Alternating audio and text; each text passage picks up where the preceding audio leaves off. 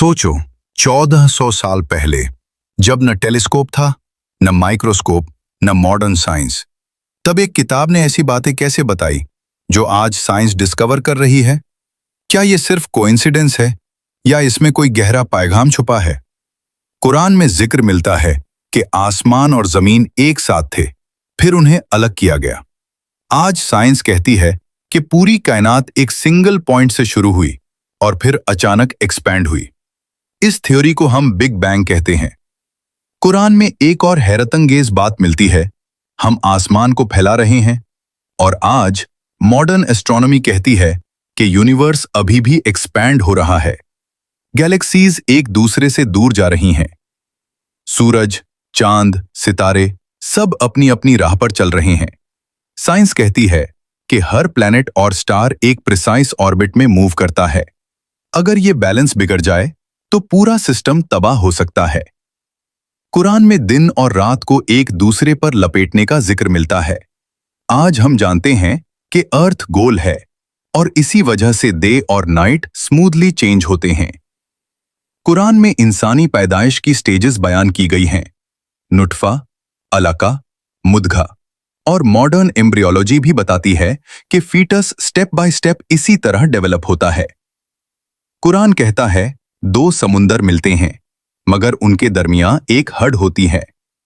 Science में भी ocean waters के बीच टेम्परेचर और सैलिनिटी बैरियर्स पाए जाते हैं।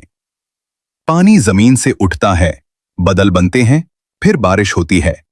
आज साइंस इसे वाटर साइकिल कहती है, लेकिन यह प्रोसेस कुरान में सदियों पहले बयान हो चुका था। कुरान में पहाड़ों को खुनते यानी पेग्स कहा गया है। आज जियोलॉजी कहती है कि माउंटेन्स के डीप रूट्स होते हैं जो टेक्टोनिक स्ट्रक्चर में रोल प्ले करते हैं। कुरान में फोरहेड को झूठ और गुनाह से रिलेट किया गया। साइंस के मुताबिक ब्रेन का फ्रंटल लोब डिसीजन मेकिंग और बिहेवियर कंट्रोल करता है। बिजली एक तरफ खौफ का सबब और दूसरी तरफ उम्मीद का, क्योंकि लाइटनिंग डेंजरस भी होती है और बारिश की निशानी भी। कुरान में सूरज को चमकता हुआ चिराग कहा गया और चांद को नूर। साइंस कहती है सुन अपनी लाइट प्रोड्यूस करता है जबकि मुंह उस रोशनी को रिफ्लेक्ट करता है। कुरान में आसमान को महफूज छत कहा गया। आज हम जानते हैं कि अर्थ का एटमॉस्फेयर हमें हार्मफुल रेडिएशन और मीटियर्स से बचाता है।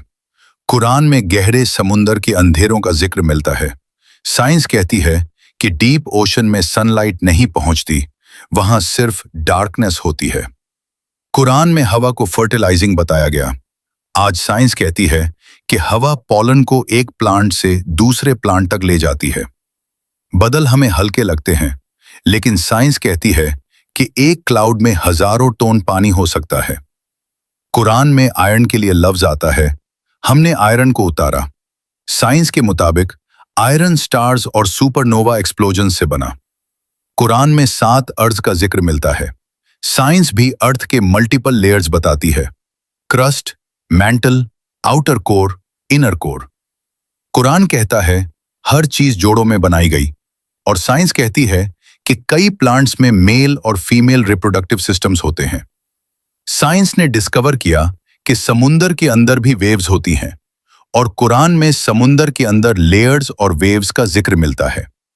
तो क्या ये सब सिर्फ कोइंसिडेंस है या फिर इसमें कोई गहरा पैगाम छुपा है? कुछ पॉइंट्स स्ट्रांग हैं, कुछ इंटरप्रिटेशन और कुछ अभी भी डिबेट में हैं। लेकिन एक बात जरूर है, ये सब इंसान को सोचने पर मजबूर कर देता है। आखिर में आप सुनने वालों से मुअद्दिबाना दरख्वास्त है कि अगर ये जानकारी आपको पसंद आई हो तो प्लीज लाइक, सब्सक्राइब और शेयर जरूर करें।